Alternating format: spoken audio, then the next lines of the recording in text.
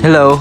Ako nga pala ulit to si Migo. Ngayon pala, ay nananakal ka, Brad. Ngayon pala, magji-gym ako. Di ba halata na magji-gym ako? Slight lang. Pero sobrang tagal kong hindi nakapag-gym. 2 weeks akong hindi nakapag-gym dahil galing ako sa Japan, sa shoot namin. Kaya ngayon, babawi na ako sa'yo.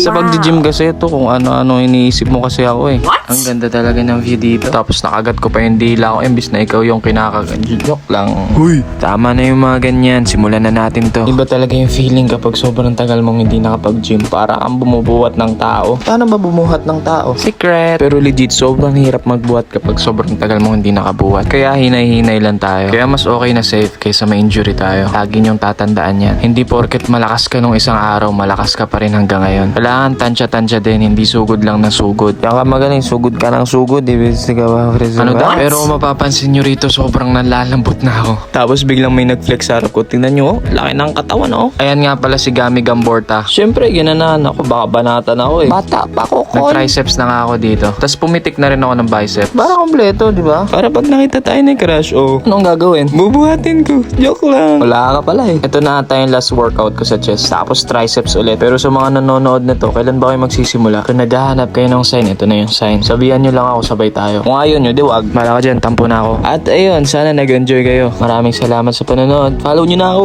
Adios. Kita-kits sa susunod. Bye.